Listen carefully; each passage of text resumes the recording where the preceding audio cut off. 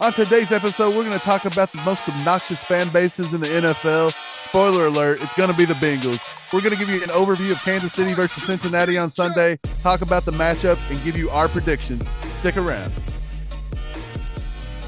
Chiefs Kingdom, we threw up a community post with a poll over who's the most obnoxious fan base in the NFL.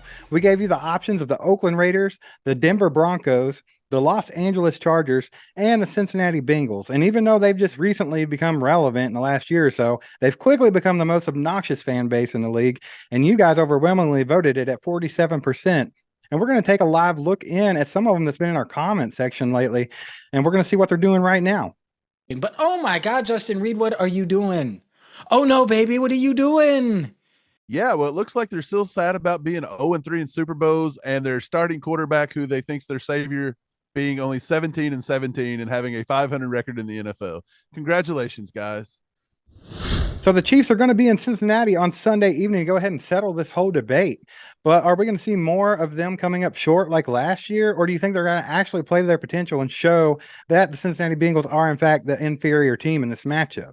I'm hoping it's more of the first thing. Let's show up to our potential. Again, speaking of these people down here in our comments, they're telling us all the time we're disrespecting the Bengals. You're disrespecting us. We're not disrespecting you guys. When I say that you guys are not legit, in my mind, a Super Bowl contender, I see it based off facts. Like, come on, you guys are not better. The Bengals are not better right now than the Chiefs. They're not better than the Dolphins. They're barely better than the Titans. Like, they barely beat the Titans last week. Wasn't that a bad call by the officiating crews, I believe is what I've been seeing on Twitter. So who knows? I do think Kansas City is going to go in, and we got a little chip on our shoulder from it. I think we'll go in. We'll do well. Hopefully we don't just completely implode. I don't think the odds are in our favor that we will implode 3 straight games, because basically, let's put it this way. Beating Kansas City has been the biggest games the Bengals have won over the past season. And it's not because the Bengals were a better team. It's because the Chiefs had a monumental breakdown. It's nothing to do with the Bengals. It was how bad we were in one half of football. The Bengals are a good team. They're good. I'll give you that. They're good. They're not great. They're not elite. That's all I got to say about it. All right, well, let's look at some matchups of this game. We're going to break it down for you. Let's go ahead and look at the quarterbacks right now. We got Patrick Mahomes versus Joe Burrow. I don't think this one's much of a conversation, Mike. I think we're getting a check mark right here, and Patrick Mahomes is obviously the better quarterback in this matchup. Look, I don't know how many times you can say this.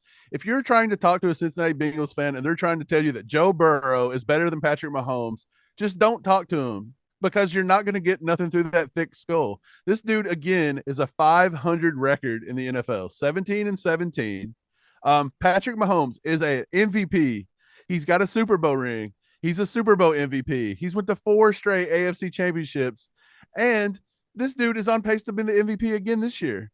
Joe Burrow hasn't done anything. He's not accomplished anything. He's beat Mahomes once in the regular season, once in the playoffs, and lost to the Rams, who, by the way, that exact same team can't even win 4 games this year. So they're not that great. Burrow's not that great. He's not the white knight everybody thinks he is. I think he's solid. He's solid. He's nothing better than that. I think he's the second best quarterback in that division behind Lamar Jackson. I would agree with that right there. Let's move on to the running back rooms and look at those situations. Obviously, we have our new RB1 in Isaiah Pacheco, who has been running with a purpose lately. We do have Clyde on the IR. Jerick McKinnon has been suffering through some injuries. We did sign Melvin Gordon, and we also saw a little bit of Rojo last week. So that's kind of where we're sitting. They're also dealing with some injuries as well. Joe Mixon was out last week, and he could potentially be out this week. I don't know for sure yet. He was listed as questionable, I believe. They have that. They have P. Ryan. Do they have anyone else? I'm not for sure. I don't pay too much attention to him. But to be honest, Joe Mixon, he's a beast. He's a workhorse. I think he's the best offensive player on the roster, minus Jamar Chase. I would rather have him to start a team, him and Jamar Chase, over Joe Burrow. That's just me. Again, I thought Mixon was head and shoulders above Pacheco, to be honest. But then I looked at some of their stats this year. Pacheco has not even got going until the past 2 games. And did you know Pacheco has 455 yards and only 2 touchdowns? But Joe Mixon, you would think he would be walloping those numbers, but no. Joe Mixon, 605 yards, and he does have 6 touchdowns. So he's got 4 more touchdowns. He only has about 150 more yards. So it's not that crazy. And look at What's the amount of the carry carries. differential? It's up there. I don't think I wrote it down. It's like 140, 150, and I think Pacheco's got like 90 or something like that. So it's somewhere in those ballpark numbers. I can't think of it off the top of my head. Bad planning by my part. Thanks for asking me that question. Make me look stupid, Steven. But other than that, yeah, Joe Mixon. I would say Joe Mixon would probably get the check mark here, but I'm actually going to call this a push because when you look at Samaje Perine, Joe Mixon's not cleared concussion protocol just yet. We don't know if he'll be back. So it might be Samaje Perine running with the ones. And then we have Pacheco, Rojo. We do have McKinnon with a little bit of hamstring injuries, but we did sign Melvin Gordon. He may get some work this week. Who knows? But I think as a whole, I would take Pacheco, Rojo, and maybe Melvin Gordon over an injured Joe Mixon and Samaje Perine. Yeah, I would as well. We'll go ahead and call it a push though, just I'll call because it a straight push. up, I think straight that's up fair. Joe Mixon versus Isaiah Pacheco. I think given the carry differential and stuff like that, we'll go ahead and call that a push. Let's move on to the receiving core, and this is going to include tight ends as well. We're just going to lump it all together. So obviously, it looks like the Cincinnati Bengals should get this one straight up if you just don't think about it, because everyone thinks of Jamar Chase and T. Higgins and Tyler Boyd being one of the best crews in all of football as far as receiving goes. But I mean, now you're looking at Juju Smith-Schuster, Marquez Valdez-Scantling, Kadarius Toney, if he was playing, but he's going to be out. Yeah, I mean, they have a lot. They have Travis Kelce. You can't overlook Kelce. He's the top receiver in the NFL again. So where do you think we go at, on this one? Yeah, so if I had to start with this group, I would say that Jamar Chase is the best wide receiver out of the group, and I would say Travis Kelce obviously is hands down the best player out of this entire group. So I'll go ahead and call that a push right there. So then it comes down to Juju, MVS versus Higgins and Boyd, and honestly, I'm not a big fan of Higgins. I don't think he's as great as everybody thinks he is. Boyd is a very good slot receiver. I'll give him that. But in Jamar Chase's absence, he was being lined up on the outside and his numbers looked horrible. He didn't get the numbers he should have got. That is one of two things. His routes, he couldn't get open, or he's just not effective as a guy on the outside. Like that's the truth to it. So when you put Juju MVS against Higgins and Boyd, okay, that's maybe slightly favors Cincy, slightly, if you want to give it that. I don't see it. I think it's more of a push. But I actually think Sky and Justin Watson to complete that, to go along with Kelce, because Kelce is hands, like, it's not even close how much better he is than Hayden Hurst. So I believe the only Hall of Famer you have in that group is Travis Kelce. And so for that reason, I'm going to go ahead and give the Chiefs a slight edge in the receiver category. I'm going to go ahead and agree with you on that one. I'm going to give them the check mark. And I know all you Bengals fans that are watching right now, your heads are exploding because you think Jamar Chase is Jerry Rice. But let's get it straight here. Travis Kelce, count him as a receiver. And I think the Chiefs got the better receiving core altogether. So let's just go ahead and move on to the defenses here. Our defense is kind of up and down. They've been getting better because they're young. Spags has had a great game plan all year. And I think he's getting a lot out of these young guys.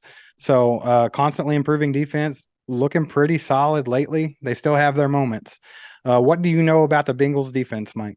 Yeah, the Bengals defense is decently solid. They're a middle of the pack defense. They're not elite. They're not horrible. They're in the good range. I want to say they're somewhere between like 10 and 15 any given Sunday. I think right now they're sitting somewhere around 11 or 12. They don't really get after the quarterback all that much. I don't think their sack totals are very high. Somewhere around the 20s or somewhere where their sacks are sitting. I think our defensive line, by the way, has gotten a lot better this year. They have surprised a lot of people. We didn't go after the big name edges. We didn't throw around the money for the Von Miller, things like that. But George Karlaftis is coming on. Carlos Dunlap was a heck of a player who, by the way, came from the Bengals to the Seahawks and now with us. He's been a great pickup. I think signing Williams this week, pairing him up with Chris Jones, our defensive line is, I think, better than the Bengals. That's easy to say. Our linebacking core with Willie Gay, Nick Bolton is one of the top 5 linebackers in football. It's hard to say that their linebackers will be better than that. And to be honest, I think our secondary is better. Everybody's on here dogging McDuffie. Like, he ain't shut nobody down. This dude's not even let up. He's let up passes. You can count him on both hands how many passes he's let up this year, But guys. Jamar Chase is the best receiver to ever play football. Dude, look, it's Jamar Chase is good. He's fast. He's good. We know there might be a blown coverage. We know he's probably going to beat him. He's going to, I don't know, he's going to catch a back shoulder fade. Who knows? We know it's going to happen. That all receivers, you don't win every play. But for the majority of it, I do believe Trent McDuffie can pretty much shut down Jamar Chase. I don't think Chase was going to have 150 yards and 2 touchdowns. He may have 80 yards and 2 touchdowns, but I just don't see how he's going to get to the 200-yard mark like he almost does on us every single time due to blown coverage. But yeah, to be honest, I think our defense is better than Cincinnati's defense if we play well. It depends on the run game. Again, if Mixon's not in there and we don't have to respect the run as much, even though P. Ryan does run hard, but if you don't have to stack that box so much to slow Mixon down and you can focus on just getting to Joe Burrow, we should be able to get to him because their offensive line is not that great. They did go out and sign Lyle Collins, but I was watching some of the game last week and he had a little bit of an injury. I don't know how that, I've not kept up with it throughout the week, but he had to leave the field with a little bit of an injury problem. I don't know if it's serious, but still, I do believe we can get after Joe Burrow. And yeah, I think our defense is better. Yeah, so there is a big misconception with the Bengals fan base that they're playing one of the worst secondaries in football because all they're doing is looking up stats. Those are very, very skewed numbers.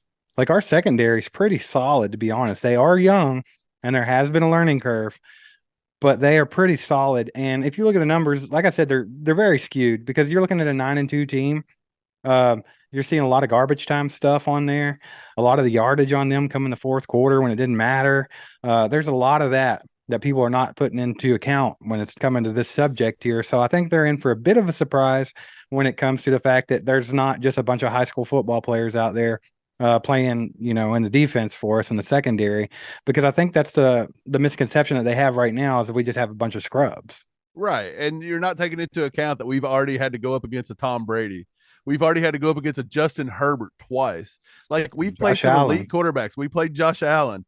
We've played some good quarterbacks. I know last week against the Rams, we played a third stringer, but look what he did.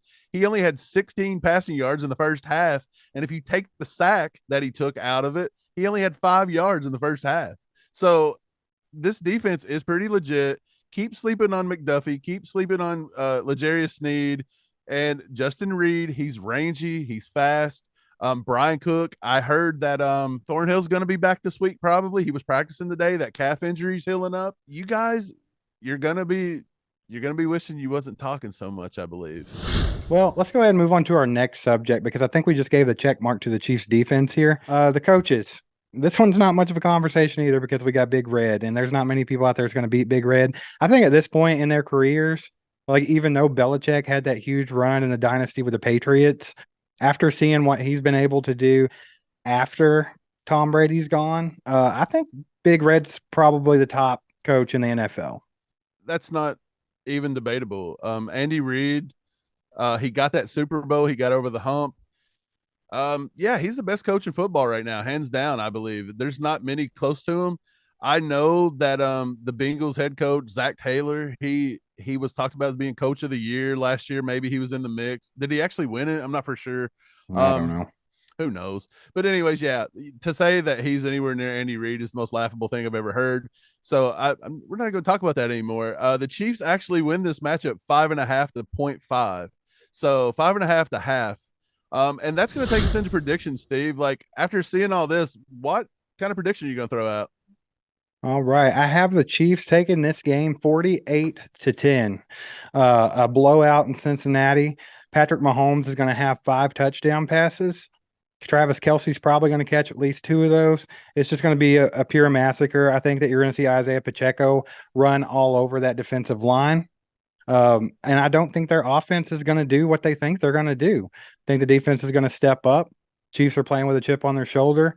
I think, they're ready to show the world that we're better than this team. We're tired of hearing all the clapping and talking and all the hoo-days out there. So I think pure blowout here, and I'm confident in that. What do you got?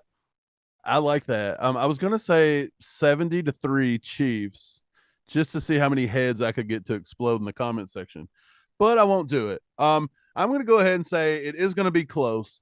I do think it'll be close. Why? because it's the game of the week and the NFL wants it to be close. That's exactly why. Hey, it's the same referee crew as a regular season game last year. But I'm going to have it 33-30. I think the Chiefs will win a close one.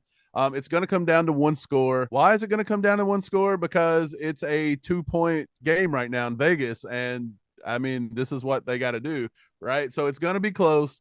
33-30. I believe the MVP is going to be not Patrick Mahomes, even though he will have at least 4 touchdown passes. But I think 2 of those are going to go to Travis Kelce, and Kelce is going to solidify why he maybe should get some MVP consideration. And he's going to have 125 yards and 2 touchdowns and completely obliterate that defense. But yeah, it is going to be a little closer than I'd like it to be. And then all the Bengals fans can come back here next week and give us the same old lame comments about, well, we still beat you twice last year and you only beat us once this year. Yeah, so after Justin Reid talked all that trash, I don't think that he's going to go out there and just completely fall apart. So I think the defense is going to show. And if you want to know more about what we're talking about with that situation, be sure to check this video out right here. And it talks about how him and Jamar Chase got into it on Twitter. And 48-10, baby, that's what's going to happen. It's going to be a pure massacre. I smell blood in the water. So we'll see you guys after the game. Get in the comments. Let us know what you think. Like, subscribe, hit the bell. Aside from my soul.